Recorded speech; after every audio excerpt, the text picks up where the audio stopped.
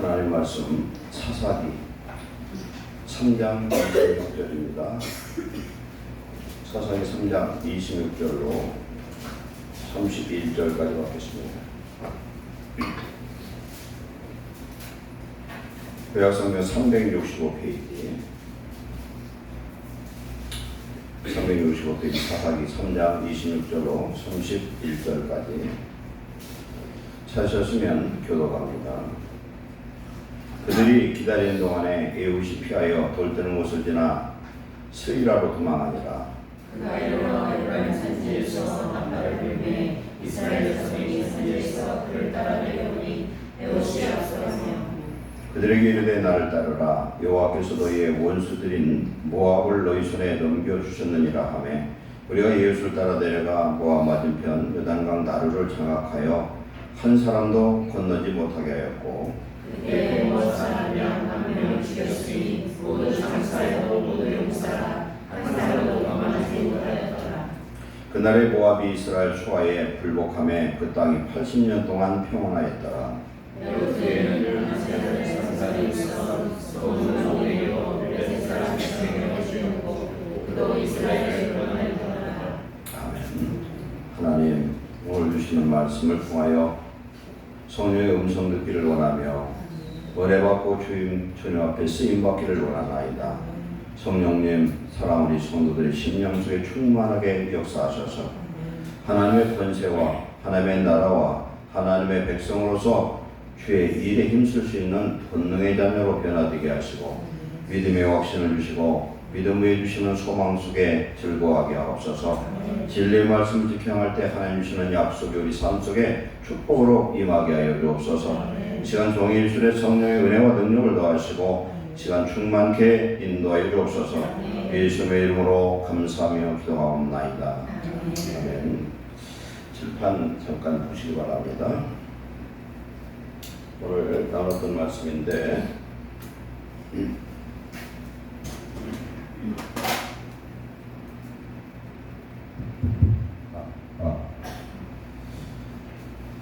이스라엘이 출애굽한 시점 들려요?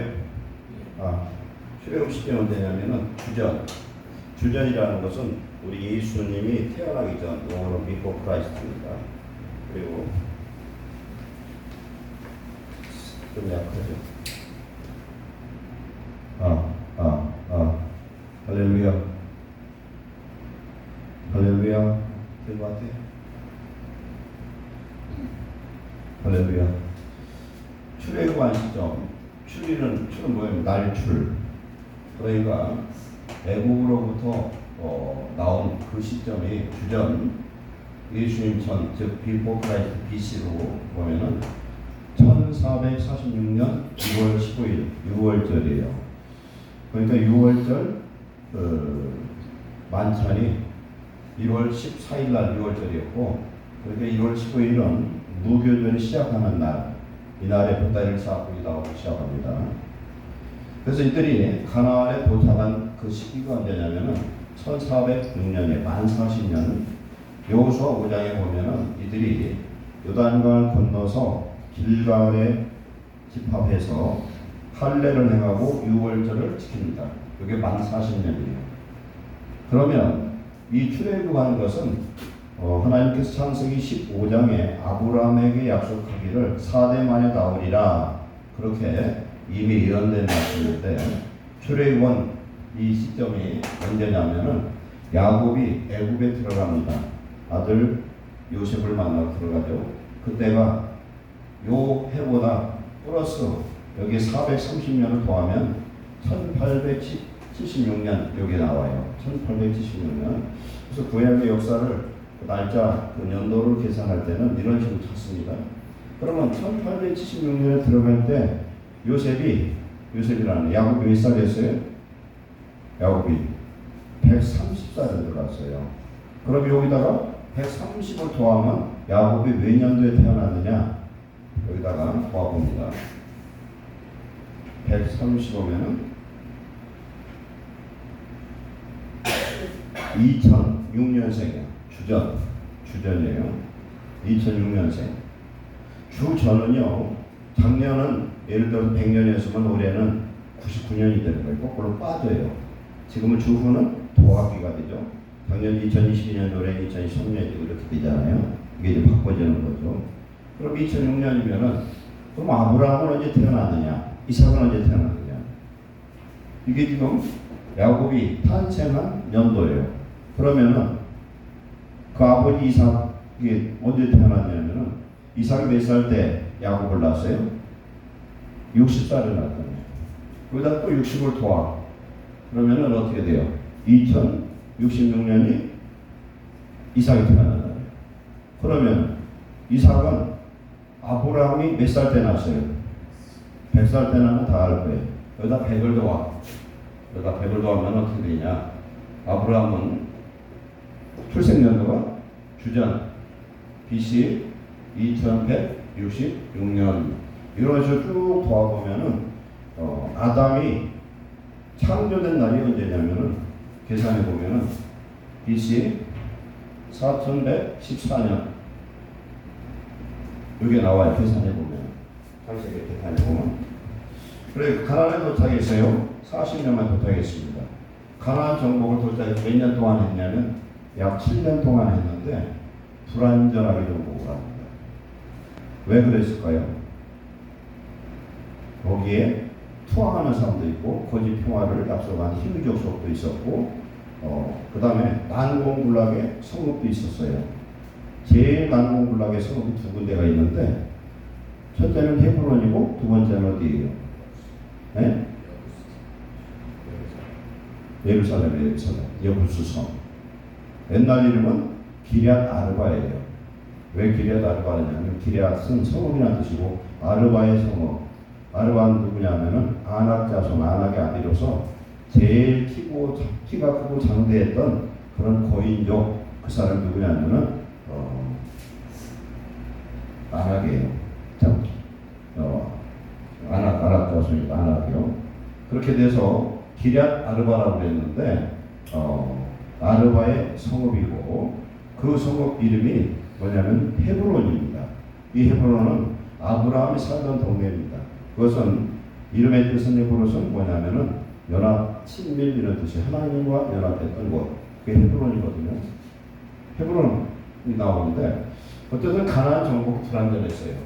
불안전하다 보니까 어떻게 했냐면 이들과 교통이 일어나게 됩니다. 결혼하게 되고 그들의 가나안 종교 바알과 아세라를 섬기는 그런 형국으로 돌아가는데 왜 이스라엘 백성이 바알과 아세라를 그렇게 섬기게 되냐면요. 그들 가나안 신들을 섬기는 그들은 바알이라는 뜻이 뭐냐면 주 이런 뜻이에요. 주인 이런 뜻입니다. 그러면 신약 속에도 보면 세상에 많은 주가 있으며 그러잖아요. 우리가 주여 하면 그 주가 누군지를 모를 수 있어요. 그렇잖아요. 우리는 예수님을 부르지만 세상 사람들 때는 그 주가 누군지 모른단 말이에요. 왜냐하면 각각 종교마다 그 주가 지들 주가 있잖아요. 그래서 우리 하나님은 여호와 하나님이신 거예요. 여호와는 이름이에요. 출애굽 3장 14절에 내 이름은 여호와라. 예호와 이게 무슨 뜻이냐? 스스로 계신다. I am 나는 나다라는 거예요. 하나님. 불완전한 정복을 통해서 그들이 바알과 아세라를 섬기는데 바알 신은 무슨 신이냐면 풍요의 신이에요. 풍요의 신. 바알 신이 비를 줘야 되고 우물에 물을 줘야 되고 그래서 바알 신이 비를 내리려면은 여신인 아세라 신과 서로 교합이 이루어져야 되는데 그러려면은 뭐를 하느냐? 성교를 해야 된다는 거예요. 그래서 바알과 아세라 신을 섬기는 사람들은 그 신전에 여자들이 많아요. 바알 신들. 그러면 그 신전에 일하는 여자들과 섬기는 자들이 난잡한 그런 섹스 파티가 일어나요. 거기에 넘어가는 거예요. 그래서 그들이 얼마나 보면 짐승만보다 그들이 동성애를 많이 하고 지금보다 그때가 더 심했을지도 모르죠. 그러다 보니 하나님께서 누구의 후손을 통해 노아의 후손, 셈의 후손을 통해서 하나님이 약속한 것이 있는데 뭐냐면 가나안을 저주를 합니다. 그래서 아브라함 때는 열 족속이었는데 정복하러 들어갔을 때 7 가나안 족속이 남았었어요. 그래서 가나안 족속 7을 하나님께서 누구를 통해서 아브라함의 후손을 통해서 그들을 진멸하고 심판해서 가나안에서 완전히 씨를 말려서 없애려고 했던 거예요. 왜냐하면 그들의 유전자가 살아있기 때문에 그래요. 애기가 무슨 죄가 있냐 하는데 죄는 애기에게도 유전이 되고 신기한 거예요. 이게. 제가 여기에요. 저 눈썹에 털이 하나 있는데 우리 아버지도 똑같아요. 옛날에 여기 하나가 있어요. 이놈 뽑아도 안 갖고 그런 것들이 우리 부모에게 물려받은 신체적인 유전자도 있지만 죄의 유전자도 그대로 유전된다는 사실이에요. 그렇기 때문에 예를 들어서 아주 알코올 중독자 아버지가 있으면 아들은 나는 안 그러려 하는데 예수 믿고 그 인생 바꿔주면 몰라도 그렇지 않으면 또 그 자리에 들어간 사람들이 많아요. 이게 저주의 얘기예요. 그러다 보니까 이제 음란한 거예요. 그래서 우상 숭배를 음란으로 성경에는 얘기하는 것이 왜냐하면 영적인 너는 하나님만을 섬겨야 되는데 하나님 외에 다른 신을 섬기는 게 음란이고 즉 주가 달라지는 거죠. 그리고 이것과 더불어 육적인 음란도 같이 행했기 때문에 이들은 완전히 없애려고 없애지 못했어요. 그래서 그 당시에 난공불락인 헤브론을 점령을 할 때에 여호수아 14장에 보면은 이걸 누가 정복할 거냐 다 회피하고 도망가는데 누가 달라고 합니까?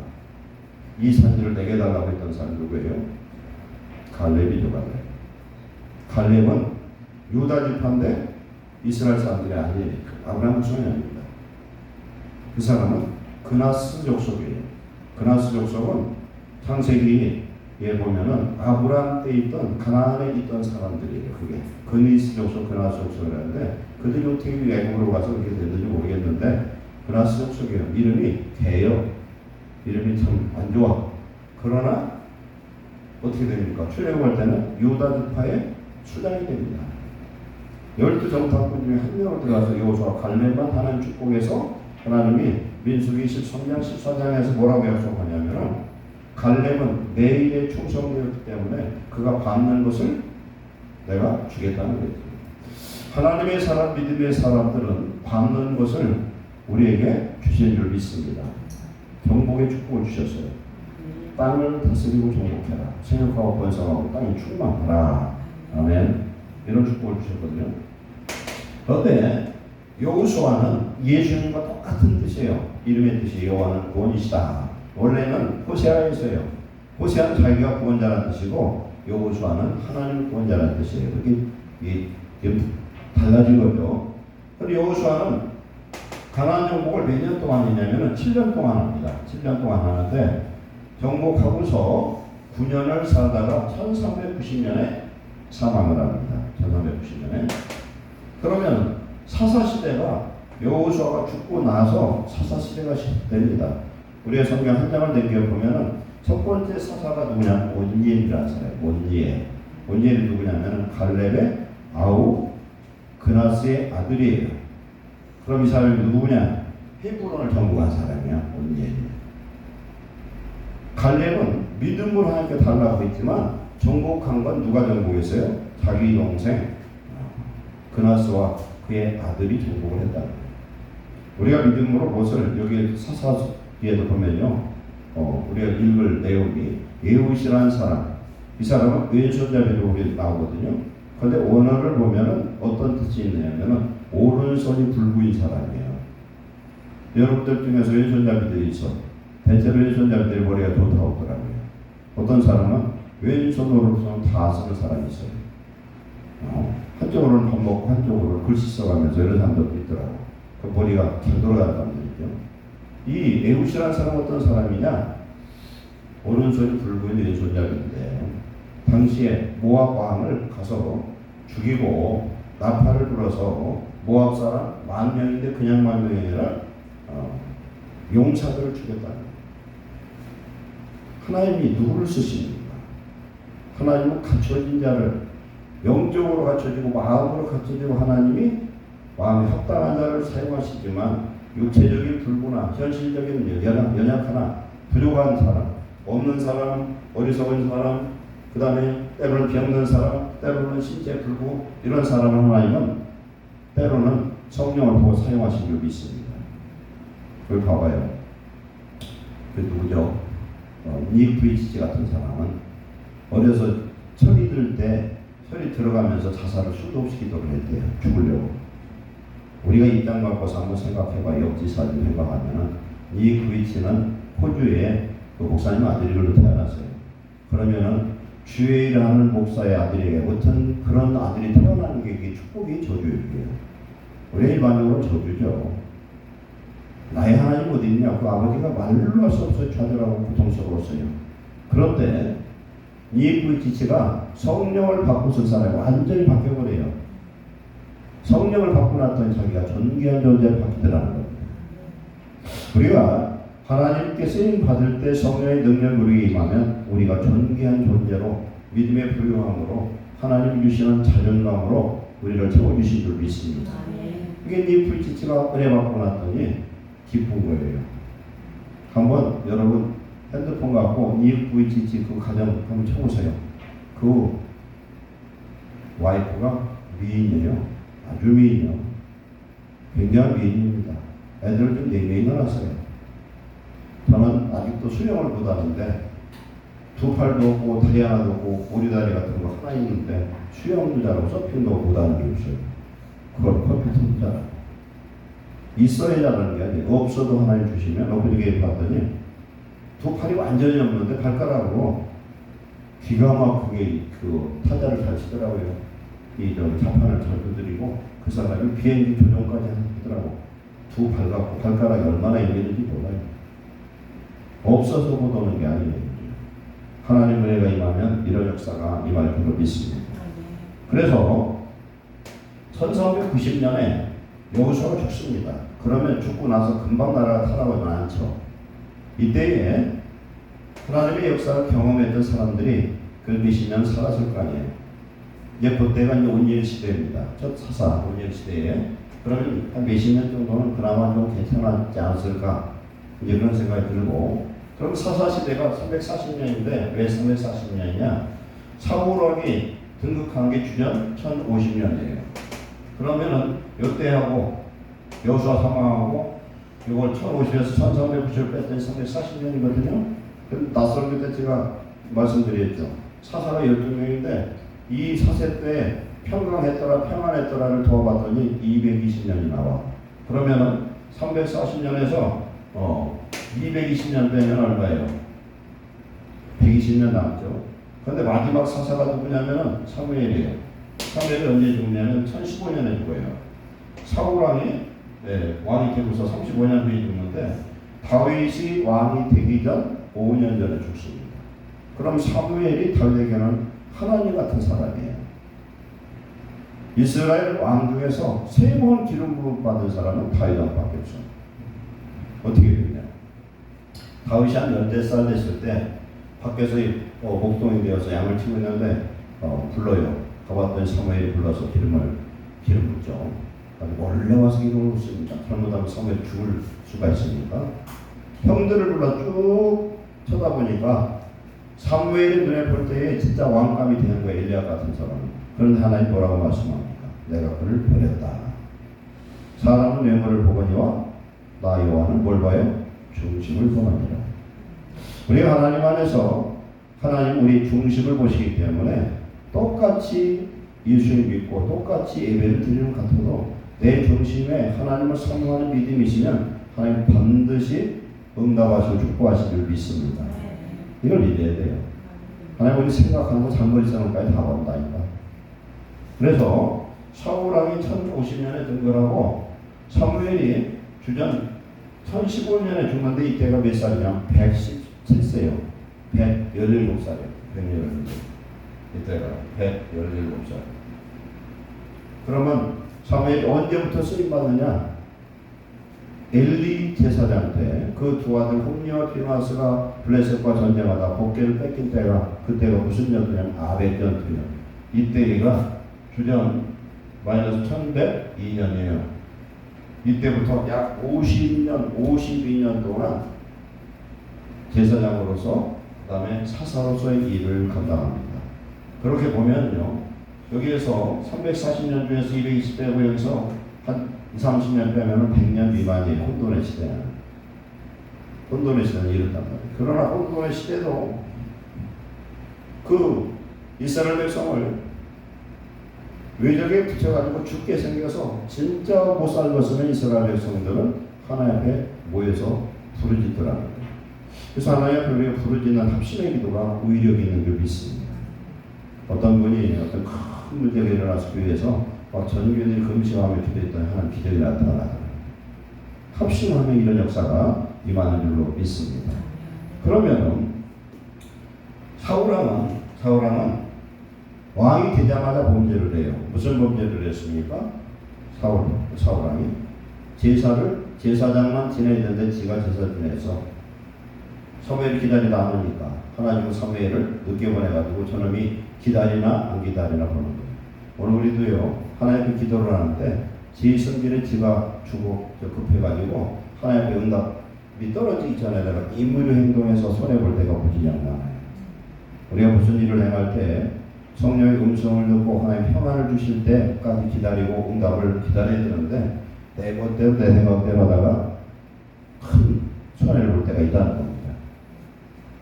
그래서 다윗은 15살 정도의 기름 부음을 받고 그 다음에 12지파 중에 유다 지파가 헤브론을 즉 온지에 정복한 헤브론을 차지하고 있었거든요. 유다 지파가 거기에서 1010년에 여기서 40년 사울왕이 40년 왕노릇 하니까 1050에서 1740년 있잖아요. 40년 이때에 유다 지파의 왕노릇을 만나요. 유다 한 지파에 그때 기름 부음을 또 한 번 받았어요. 어렸을 때 받고 그때 받고 그 다음에 1010년에 그러니까 어떻게 됩니까? 1010년에 유다 지파에 여기서 7년 만에 다시 남과 북 전체 이스라엘 나라의 왕이 돼서 2003년 요때에 남북 왕이 통합된 왕이 돼요. 그 기름 부음을 3번 받는 거예요. 3번 받아요. 그리고 이 아들은 1010년부터 40년 왕으로서 970년에 솔로몬이 왕이 되는 것입니다. 그래서 하나님은 이스라엘의 모든 역사를 하나님 철저히 주관하셔요. 그리고 아까 사울을 얘기했는데 사울은 왕이 되자마자 범죄를 했고 버렸다고 했지만 하나님은 40년 동안 기다려주셨어요. 그래서 우리가 하나님 잘못한 게 있더라도 우리가 회개하면 하나님이 용서하시고 다시 한번 기회를 주시는 줄로 믿습니다. 성경 봅니다. 온예를 아까 제가 외우선 아까 설명을 했습니다. 이 오른손이 불구인 그런 사람을 통해서 하나님은 이스라엘을 구원하셨죠. 낮에는 어떻게 합니까?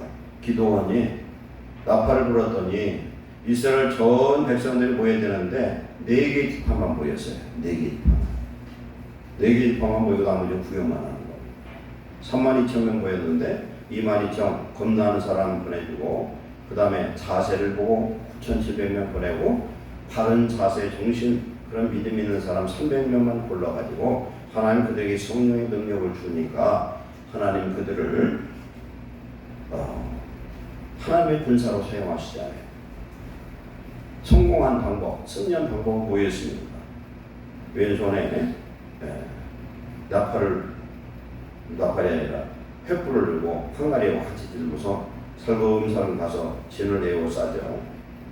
에워싸고 나서 이제 여호수아와 300명, 100명씩 세대로 나눠가지고 여호수아가 먼저 나팔을 같이 붑니다. 나팔을 불고 항아리를 깨고 횃불을 벌써 들고 나팔을 계속 불러댑니다. 그러면서 소리를 들죠. 여호와와 기도원의 크리다. 그렇게 할 때 잠자던 자들이 아주 혼비백산하는 거죠. 혼비백산. 사람이 잠자다 깨면은 아무 정신이 없어요. 그런데 그게 어떤 역사나 그냥 하나님이 천사를 통해서 그들을 혼돈을 시켜버립니다. 그러니까 눈 뜨자마자 꼼꼼한 가운데 칼 들고 옆에 있는 사람 다 찔러 죽이니까 지들이 완전히 자중질환이죠. 지들이 찔러주고 해서 다 죽고 그 중에서 13만 5천 명 중에 12만 명이 그 자리에서 죽습니다. 그런데 15,000명을 제가 키로수를 그걸 봤더니 200km가 넘는 그 거리까지 쫓아가면서 다 전멸시켜버렸어요. 하나님은 철저하셨던 철저하십니다. 이들이 미디안과 그 다음에 아말렉과 세 번째 동방 사람들, 이 세 연합군인데 동방 사람들이 어디 있던 사람이냐면 요단강 중심으로 모압과 암몬과 에돔 이들의 친척들의 살상을 이들을 하나님 진멸시키는데 친족인데 항상 하나님의 백성 이스라엘을 핍박을 하고 그러기 때문에 하나님 진멸시켜버리는 겁니다. 근데 하나님이 많은 사람이 필요가 없어요. 하나님이 역사하면 항상 하나님은 다수 속에 역사하는 게 아니라 한 사람을 들어서 그에게 성령을 주시면 하나님의 역사에 임하는 걸 믿습니다. 사사는요 누구를 대표하냐면 예수님을 대표하는 거예요. 왕권을 가지고 왕이 재판하잖아요. 왕권이에요. 성령이 임하면 어리석은 자도 지혜롭고 겁을 내는 자도 담대해질 수 있어요. 하나님이 내게 임하시면 어떤 역사가 나타납니까? 고린도전서 1장 30절에 너희는 하나님으로부터 나서 즉 하나님의 아들 딸이 되어서 그리스도 예수 안에 있고 그건 무슨 말씀입니까? 우리에게 성령을 주심으로 우리가 성령 안에 성령이 내 안에 거하는 자가 하나님의 아들이요 딸이요 구원받은 백성인 줄 믿습니다. 이걸 보고 새 언약이라고 하는 거예요. 옛날에 돌판에 기록된 말씀 밖에 있었지만 살아있는 말씀, 성령의 감동으로 기록된 모든 성경 말씀은 뭐이 전부 다 성령의 감동이요 성령이 주신 거거든요. 그럼 성령이 내 안에 오셨다는 건 뭐예요? 살아있는 하나님의 말씀 계명이 생명의 성령의 본분이 속에 들어와 있는 거죠. 이 성령을 주시기 위해서 새 언약의 보증물이 누구냐면 예수님이신 거예요. 예수님 십자가에서 죽으심으로 우리 죄가 사해져서 구원 얻은 하나님의 자녀, 하나님의 성전, 하나님의 교회가 되어서 성령이 우리 속에 지금 와 계신 줄 믿습니다. 그래서 고린도전 1장 30절에 예수 그리스도 하나님께로 오셔서 우리에게 지혜와 의로움과 거룩함과 구원함이 되셨나니 그랬습니다. 예수님 우리 안에 성령을 온 사람, 성령을 받은 사람은 하나님의 지혜의 영 성령이 우리에게 오셨어요. 그러면 우리가 어떤 문제를 당해도 염려할 것 없는 것은 내 안에 계신 성령님의 감동으로 지혜의 음성을, 성령의 음성을 들으면 가장 지혜로운 자가 될 줄 믿습니다. 그리고 성령이 내게 오셨다는 건 이미 하나님의 의, 예수 그리스도의 의의 옷을 입은 사람들이에요. 죄의 피로 씻겨졌습니다. 우리에게 의로움이 됩니다. 그럼 성령이 내게 임하면 내 마음이 뭐가 돼요? 거룩한 장소, 하나님의 성전이 되는 겁니다. 이것을 뭐라고 해요? 구원이라고 그러는 거예요. 그럼 우리가 자랑할 게 무엇을 자랑해야 됩니까? 우리는 예수님만 자랑하면 되는 줄 믿습니다. 근데 예수님은 언제 역사합니까? 내가 죽었을 때, 내가 약할 때 우리 예수님이 회사 성령을 우리 안에 역사하신 줄로 믿습니다. 그렇기 때문에 사도 바울은 고린도서 12장 9절에 나의 약함을 자랑한다. 바울이 자랑한 게 여러 가지 있어요. 예수님과 십자가를 자랑했고 약함을 자랑했습니다. 자기 약함을 자랑했어요. 왜? 내가 약할 때 그리스도의 능력이 내게 머문다. 우리가 배부르고 등 따뜻하고 하는 걱정 없으면요 하나님의 능력이 내 안에 역사하는지를 알 수가 없어요.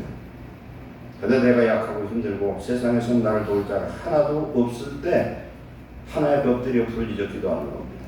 사사시대도 이스라엘은 죽게 생겼으니까 위에서 부르짖어 기도하면 하나님 반드시 성령으로 누구를 쓰시느냐? 준비된 한 영혼, 여기에 예후 같은 사람, 밑에 나온 삼가 같은 사람, 기도원 같은 사람, 그들에게 성령을 부으시니까 그들을 통해서 하나님의 권세, 그리스도의 권세, 하나님의 왕권의 역사가 그곳에서 임하면 하나님이 천사들을 붙여서 이스라엘 구원한 역사가 임한 줄 믿습니다.